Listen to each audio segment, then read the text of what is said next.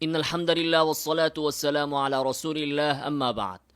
প্রচলিত ঈদে মিলাদুন্নবী সাল্লাল্লাহু আলাইহি ওয়াসাল্লাম বা প্রচলিত মিলাদ, কিয়াম এ সকল বিষয়ে শত শত বছর যাবৎ বিতর্ক, ঝগড়া, বিবাদ চলে আসছে। যদিও সাহাবায়ে কেরামের যুগে, তাবিঈদের যুগে বা রাসূলুল্লাহ সাল্লাল্লাহু আলাইহি ওয়াসাল্লামের যুগে এ সকল বিষয়ের কোনো অস্তিত্ব ছিল না। এখন আমরা দেখছি প্রতিটি মাহফিলে যারা এগুলোর বিরোধিতা করেন তারা বলেন যে এগুলো বেদাত, এগুলো বর্জন করতে হবে। অপরদিকে যারা এগুলোর পক্ষে ওই সকল আলেমরা বলেন যে এগুলো রাসূলুল্লাহ সাল্লাল্লাহু আলাইহি ওয়াসাল্লামের ভালোবাসার প্রতীক, তার প্রতি আনুগত্যের প্রতীক, এবং এগুলো ইসলামের গুরুত্বপূর্ণ শিআর। এগুলোর বিরোধিতা যে করবে সে কাফের হয়ে যাবে, সে গুস্তাখে রাসূল বলে প্রমাণিত হবে, পরিগণিত হবে। তো এখন সাধারণ মানুষ যারা ইসলামের ততটা জ্ঞান রাখেন না তারা পড়ে যান সমস্যার ভেতরে। তারা বলেন যে আমরা এখন কোন দিকে যাব? এক আলেম বলছেন এগুলো বেদাত বর্জন করতে হবে, আরেক আলেম বলছেন যে এগুলো রাসূল সাল্লাল্লাহু আলাইহি ওয়াসাল্লামের ভালোবাসার নিদর্শন, এগুলো করতে হবে। এখন সাধারণ পাবলিক তারা কোন দিকে যাবেন? কোন আলেমকে তারা বিশ্বাস করবেন? এই যে যুগ যুগ ধরে বিতর্ক, তর্ক, ঝগড়া, বিবাদ, বাহাস, মুবাহাসা চলে আসছে, এগুলোর একটি সমাধান হওয়া উচিত। সাধারণ মানুষ এটার একটা সমাধান চান। এখন সমাধান আসলে কোন পথে, কিভাবে এগুলোর সমাধান হতে পারে? আজকে আমি এটার একটি সহজ এবং চূড়ান্ত এবং ফলপ্রসূ সমাধানের কথা উল্লেখ করব। যারা আসলেই সত্যকে জানতে চান, যারা আসলেই কোরআন এবং সুন্নাহ, আল্লাহ এবং তার রাসূলকে ভালোবাসেন, অবশ্যই তারা আমার আজকের এই বক্তব্যের ভেতরে সমাধান খুঁজে পাবেন ইনশাআল্লাহুল আজিজ। তো আসুন আমরা দেখি এর সমাধান আমরা কোথায় পাব। এর সমাধানের জন্য আমরা কি ইবনু তাইমিয়ার কাছে যাব, যিনি বলেন যে ঈদ এ মিলাদুন্নবী এটা বিদআত? আমরা কি এর সমাধানের জন্য ইবনু রজব হাম্বলির কাছে যাব, যিনি বলেছেন যে শরঈ ঈদের বাহিরে মানুষ কিয়াস করে কোনো ঈদ বানাতে পারে না? নাকি আমরা ইবনু হাজারের কাছে যাব, যিনি ঈদে মিলাদুন্নবীকে সমর্থন করে কিছু বলেননি, তবে রাসূল সাল্লাল্লাহু আলাইহি ওয়াসাল্লামের জন্মে খুশি হয়ে কৃতজ্ঞতা প্রকাশের জন্য কোনো ইবাদত করাকে যিনি বৈধ মনে করেছেন? নাকি আমরা সুয়ুতির কাছে যাব? নাকি আমরা আশরাফ আলী থানভী রহমতুল্লাহি আলাইহির কাছে যাব? নাকি আমরা আহমদ রেজা খান বেললভীর কাছে যাব? সমাধান আমরা কার থেকে নিব? সমাধান আমাদের লাগবেই। আমরা চাই এই বিতর্ক আর না থাকুক, কারণ আজকে যারা ঈদে মিলাদুন্নবীর বিরোধিতা করে বই লিখছেন, ওয়াজ মাহফিল করছেন, মেধা এবং সময় এবং অর্থ ব্যয় করছেন, তারা যদি তাদের এই শ্রম, এই অর্থ, এই সময় ইসলামের শত্রুদের বিপক্ষে ব্যয় করতেন, তাহলে এতে ইসলাম এবং মুসলমানদের অনেক কল্যাণ হতো। অপরদিকে যারা ঈদে মিলাদুন্নবীর পক্ষে বিভিন্ন বই, পুস্তক, লিফলেট, বক্তব্য, বিবৃতি দিয়ে নিজেদের মেধা, অর্থ, শ্রম খরচ করছেন, তারাও যদি এগুলোকে উম্মাহের কল্যাণে, উম্মাহকে আরো সঠিক পথ প্রদর্শনের ক্ষেত্রে ব্যয় করতেন, তাহলে মুসলিম উম্মার আরো অনেক ফায়দা হতো। তাহলে আসুন ভাইরা, আমরা সমাধান চাই। এখন সমাধান আমরা কার থেকে নিব? কোন আলেমের বক্তব্য দিয়ে এর সমাধান হবে? আসুন আমরা আল্লাহ এবং তার রাসূলকে জিজ্ঞাসা করি এর সমাধান আমরা কোথায় পাব। আসুন আমরা কোরআন এবং সুন্নাহ কে জিজ্ঞাসা করি যে ঈদে মিলাদুন্নবীর সমাধান, প্রচলিত মিলাদের সমাধান, প্রচলিত কিয়ামের সমাধান বা এই ধরনের বেদাতের সমাধান আমরা কোথায় পাব। আসুন আমরা কোরআনের কাছে যাই। তো আমরা কোরআনকে জিজ্ঞাসা করি, হে কোরআন, বা হে রব্বুল আলামিন, আপনি আমাদেরকে সমাধান দিন। আমরা কি ঈদে মিলাদুন্নবী করব নাকি করব না? প্রচলিত মিলাদ কিয়ামকে আমরা করব নাকি করব না? আল্লাহ রাব্বুল আলামিন সূরাতুন নিসা 59 নং আয়াতে আমাদেরকে সমাধান দিচ্ছেন। ইয়া আইয়ুহাল্লাযীনা আমানু, হে ওই সকল লোক যারা ঈমান এনেছ। এখন আমরা নিজেদেরকে প্রশ্ন করি, আমরা কি ঈমান এনেছি? যদি আমরা ঈমান এনে থাকি তাহলে সামনের কথাগুলো আমাদের জন্য, আর যদি আমরা ঈমান না আনি তাহলে সামনের কথাগুলো আমাদের জন্য নয়। তো আল্লাহ তাআলা বলছেন, ইয়া আইয়ুহাল্লাযীনা আমানু, হে ঈমানদারগণ, আতিউল্লাহ, আনুগত্য করো আল্লাহর, ওয়া আতিউর রাসূল, আনুগত্য করো রাসূলের, ওয়া উলিল আমরি মিনকুম, এবং তোমাদের মধ্য থেকে যারা উলুল আমর তাদের আনুগত্য করো। উলুল আমর মানে কি সেটা আমরা সামনে দেখব। তো আল্লাহ তাআলা আমাদেরকে আনুগত্য করতে বলেছেন তিন শ্রেণীর, আল্লাহর, তার রাসূলের এবং উলুল আমরের। ভালো কথা। ফাইন তানাজাতুম ফি শাই, এরপরে আল্লাহ তাআলা বলতেছেন, অতঃপর যদি ফি শাইইন, যে কোনো বিষয়ে ফাইন তানাজাতুম, যদি তোমরা ঝগড়া করো, বিরোধ করো, বিতর্ক করো, তোমাদের মধ্যে যদি কোনো ঝগড়া দেখা দেয়, বিতর্ক দেখা দেয়, বাহাস মুবাহাসা দেখা দেয়, ইখতিলাফ দেখা দেয়, তাহলে সেই মীমাংসার জন্য, যে কোনো বিষয়ে ঝগড়া হোক, মীমাংসার জন্য কি করতে হবে? ফারুদ্দুহু ইলাল্লাহি ওয়ার রাসূল, তাহলে তোমাদেরকে ফিরতে হবে, সেটাকে ফিরাতে হবে। ফারুদ্দুহু, ওই বিরোধকৃত বিষয়, ওই ঝগড়াকৃত বিষয়, যে বিষয় নিয়ে তোমাদের মধ্যে ঝামেলা হচ্ছে, সেটা ঈদে মিলাদুন্নবী সাল্লাল্লাহু আলাইহি ওয়াসাল্লাম হোক, সেটা প্রচলিত মিলাদ হোক, সেটা প্রচলিত কিয়াম হোক, যে কোনো বিষয়ে তোমাদের মধ্যে কোনো বিরোধ হলে তার সমাধানের জন্য সেটাকে তোমাদের ফিরাতে হবে ইলাল্লাহ, আল্লাহর দিকে, ওয়া ইলার রাসূল, এবং আল্লাহর রাসূলের দিকে। ইন কুনতুম তুমিনুনা বিল্লাহি ওয়াল ইয়াউমিল আখির, যদি তোমরা আল্লাহ এবং তার রাসূলের প্রতি, আল্লাহ এবং পরকাল দিবসের প্রতি বিশ্বাস রাখো। ইন কুনতুম তুমিনুনা বিল্লাহি ওয়াল ইয়াউমিল আখির, যদি তোমরা আল্লাহ এবং পরকাল দিবসের প্রতি বিশ্বাস রাখো, তাহলে সেই ঝগড়াকৃত বিষয়কে ফিরাতে হবে আল্লাহ এবং তার রাসূলের দিকে। এবার এই আয়াত থেকে তাহলে আমরা কি সমাধান পেলাম?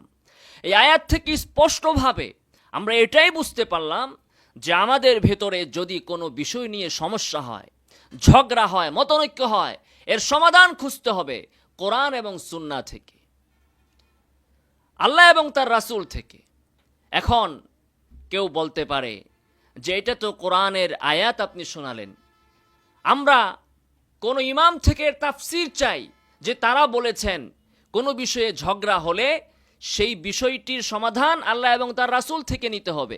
দেখুন, বিশিষ্ট মুফাসসির, বিশিষ্ট প্রখ্যাত তাবিঈ মুজাহিদ রাহিমাহুল্লাহ, তিনি এই আয়াতের তাফসীরে বলেছেন, উলুল আমর মানে হচ্ছে আহলুল ইলমি ওয়াল ফিকহ, অর্থাৎ আল্লাহ তাআলা যে বলেছেন তোমরা আনুগত্য করো আল্লাহর, তার রাসূলের এবং উলুল আমরের। উলুল আমর মানে হচ্ছে আহলে ইলম এবং আহলে ফিকহ, যাদের মধ্যে ইলম আছে, ফিকহ আছে। এরপরে আল্লাহ তাআলা যে বললেন যদি ঝগড়া হয় তাহলে সেই বিষয়টাকে তোমরা ফিরাবে আল্লাহ এবং তার রাসূলের দিকে। দেখুন, মুজাহিদ রহমতুল্লাহ আলাই তিনি কত সুন্দর করে স্পষ্ট ভাষায় তিনি বলতেছেন, ফাইন তানাজাতুম ফি শাইইন ফারুদ্দুহু ইলাল্লাহি ওয়ার রাসূল। মুজাহিদ রহমতুল্লাহ আলাই বলেন, কিতাবুল্লাহি ওয়া সুন্নাতু নবী। ফারুদ্দুহু ইলাল্লাহি ওয়ার রাসূলের তাফসীরে তিনি বলতেছেন আল্লাহর কিতাব এবং তার নবীর সুন্নাহ। ওয়ালা তারুদ্দু ইলা উলিল আমরি শাইআ, যদি কোনো বিষয়ে ঝগড়া হয় তাহলে তার কিছুই তোমরা উলুল আমরের দিকে ফিরাবে না, আলেমদের দিকে ফিরাবে না।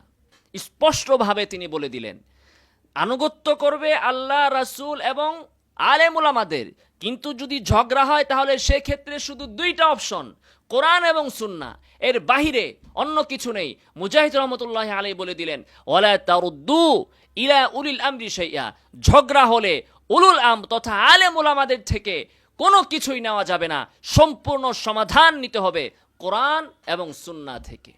স্পষ্টভাবে আমরা বুঝতে পারলাম। তাহলে আসুন, প্রচলিত ঈদে মিলাদুন্নবী, প্রচলিত মিলাদ, প্রচলিত কিয়াম, এগুলোর সমাধান এখন আমরা কোরআন এবং সুন্নাহ থেকে নেই। আমরা দেখি কোরআনে কোনো আয়াতে প্রচলিত ঈদে মিলাদুন্নবী বা 12 রবিউল আউয়ালের কোনো আমল অথবা 12 রবিউল আউয়ালের কোনো ফজিলতের কথা বর্ণিত হয়েছে কি না, অথবা রাসূলুল্লাহ সাল্লাল্লাহু আলাইহি ওয়াসাল্লামের হাদিসে 12 রবিউল আউয়ালের বাৎসরিকভাবে 12 রবিউল আউয়ালের কোনো আমল অথবা 12 রবিউল আউয়ালের কোনো ফজিলত অথবা 12 রবিউল আউয়াল যে ঈদ ইত্যাদি বিষয়ে কোনো কিছু বর্ণিত হয়েছে কিনা আমরা রাসূলুল্লাহ সাল্লাল্লাহু আলাইহি ওয়াসাল্লামের হাদিস দেখি। তো কোরআন এবং হাদিস তন্ন তন্ন করে ঘাটাঘাটির পর আমরা এই সিদ্ধান্তে আসতে বাধ্য, যারা ঈদে মিলাদুন্নবী পালন করেন তারাও এই সিদ্ধান্ত মেনে নিতে বাধ্য যে কোরআন এবং সুন্নায় ঈদে মিলাদুন্নবীর কোনো অস্তিত্ব নাই। ইবনু হাজার বলেন, সাখাবী বলেন, সুয়ুতী বলেন, যেই হোক না কেন, যারাই 12 রবিউল আউয়াল বা রাসূল সাল্লাল্লাহু আলাইহি ওয়াসাল্লামের জন্মদিনের কোনো আমলকে স্বীকার করেছেন, তারাও নির্দ্বিধায় এ কথা স্বীকার করেছেন যে এগুলো রাসূলের যুগে ছিল না, সাহাবীদের যুগে ছিল না, তাবিঈদের যুগে ছিল না। তাহলে আমরা কোরআন এবং সুন্নাহর ভিতরে এগুলো পাই না।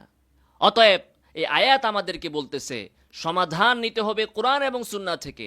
অতএব কোরআন এবং সুন্নায় যেহেতু প্রচলিত ঈদে মিলাদুন্নবী নাই, অতএব আমরা সেই ঈদকে মানব না, বাস বিতর্কের সমাধান।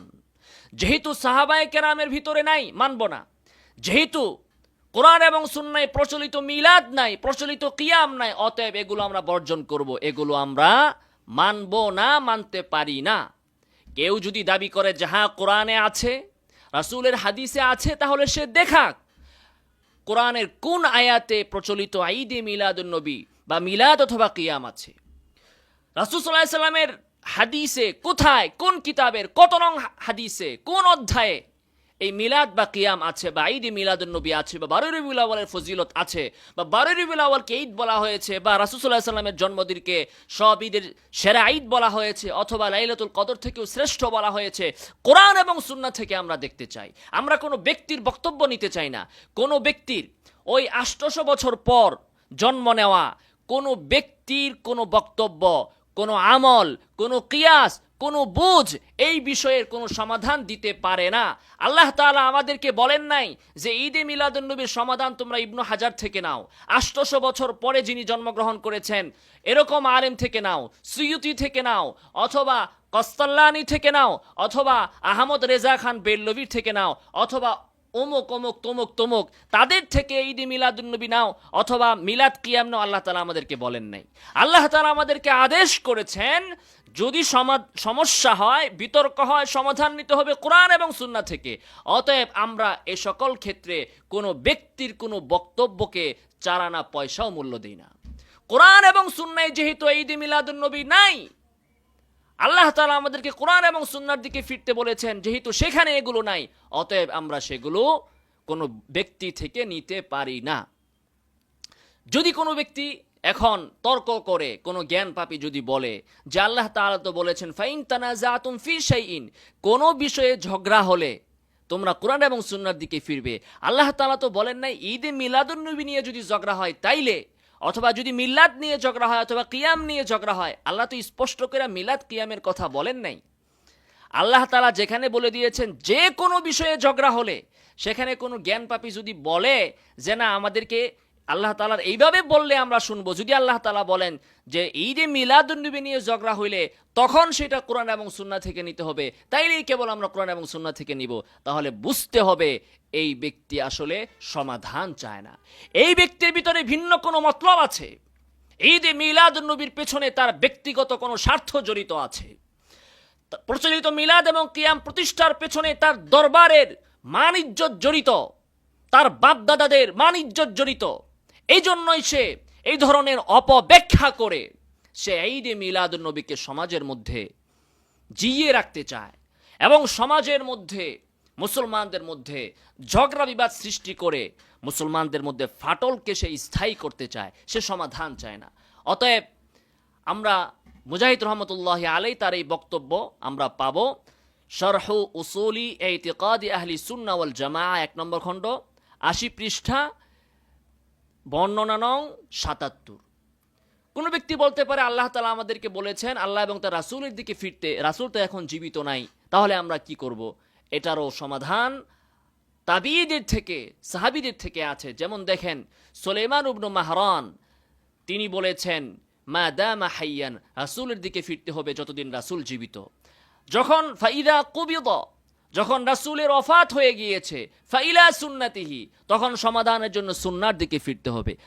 আজ যদি রাসূলুল্লাহ সাল্লাল্লাহু আলাইহি ওয়াসাল্লাম পৃথিবীতে আমাদের মাঝে জীবিত থাকতেন, আমরা তাকে জিজ্ঞাসা করতে পারতাম ইয়া রাসূলুল্লাহ আমরা কি মিলাদ পড়ব, প্রচলিতটা কিয়াম কি করব, ঈদে মিলাদুন নবী কি করব, তাকে জিজ্ঞাসা করতাম। যেহেতু তিনি জীবিত নাই, এখন আমাদেরকে জিজ্ঞাসা করতে হবে তার সুন্নাহকে, আমাদের সমাধান নিতে হবে তার সুন্নাহ থেকে। অতএব কোরআন এবং সুন্নায় আমরা ঈদে মিলাদুন নবী পাই না, প্রচলিত মিলাদ পাই না, আমরা কোরআন এবং সুন্নায় এই কিয়াম পাই না, এই ধরনের বেদাতকে আমরা পাই না। অতএব যারা সমাধান চান, যারা বাস্তবে সমাধান চান, যারা বারবার বলেন যে আমরা ইখতিলাফ চাই না, ঐক্য চাই, ঐক্য যদি চান তাহলে ঐক্য আপনার পীর সাহেবের কথায় ঐক্য হবে না, কারণ আপনার পীর সাহেবকে সবাই মানে না। আপনার দরবারের কথায় কোনোদিন ঐক্য হবে না, ইবনু হাজারের কথায় ঐক্য হবে না, সুয়ুতির কথায় ঐক্য হবে না, তেমনি ভাবে ইবনে তাইমিয়া ইবনে রজব হাম্বলির কথা ঐক্য হবে না, সালাফি আলেমদের কথাতে ঐক্য হবে না, আবার এই পীর সাহেবদের কথাতে ঐক্য হবে না। ঐক্য হবে কোরআন এবং সুন্নাহর ভিত্তিতে।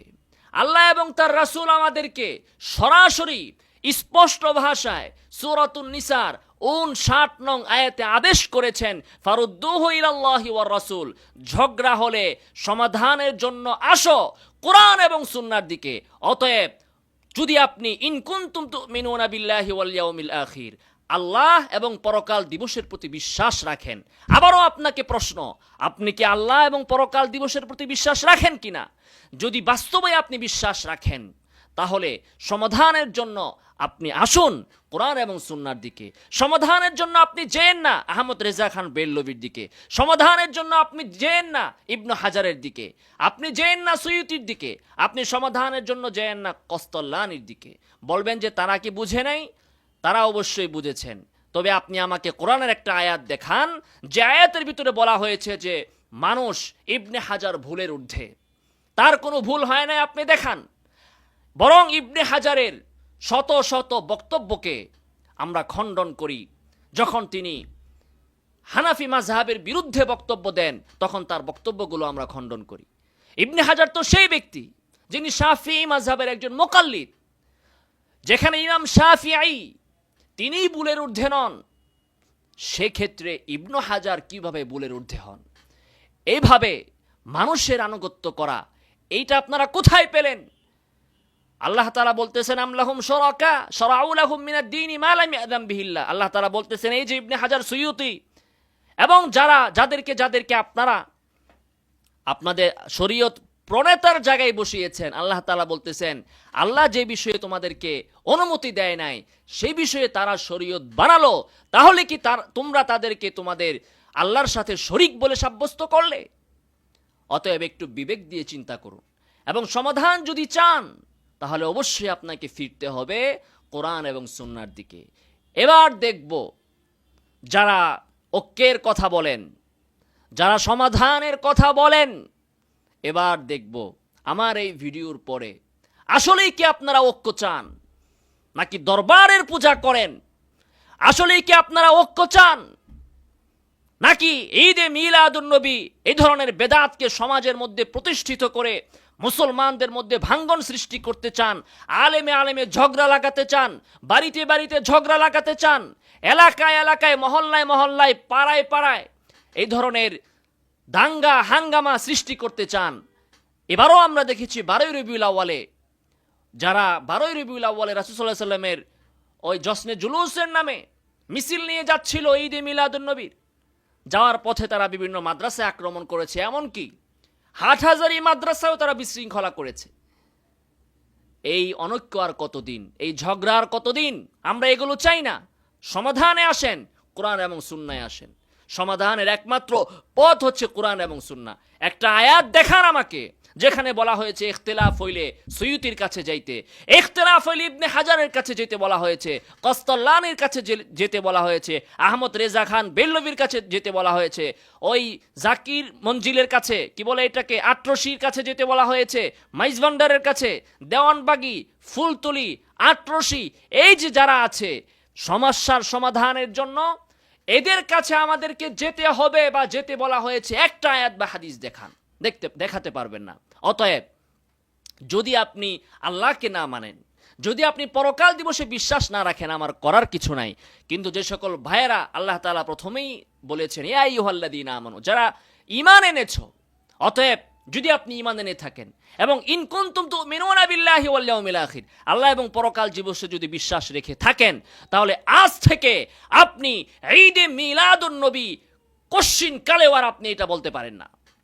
আজ থেকে আপনি আর এই প্রচলিত মিলাদ এবং কিয়াম করতে পারেন না যদি আপনি ইয়া আইয়ুহাল্লাযীনা আমানুর ভিতরে ঢুকে থাকেন এবং ইন কুনতুম তুমিনুনা বিল্লাহি ওয়াল ইয়াউমিল আখির এই শর্তের ভিতরে যদি আপনি থাকেন, তাহলে আজ থেকে কোনো মুমিন ঈদে মিলাদুন নবী পালন করতে পারে না, কোনো মুমিন মিলাদ পড়তে পারে না, কোনো মুমিন কিয়াম করতে পারে না। আল্লাহ সুবহানাহু ওয়া তাআলা আমাদেরকে এই ধরনের গোত্রপ্রীতি, এই ধরনের আসাবিয়াত, দরবার পূজা, পীর পূজা, কোরআন এবং সুন্নাহকে বাদ দিয়ে মানুষের গোলামি, এগুলো বর্জন করে আল্লাহ এবং তার রাসূলের আনুগত্য করার তৌফিক দান করুন। আমিন। ওয়া আখিরু দাওয়ানা আলহামদুলিল্লাহি রাব্বিল আলামিন।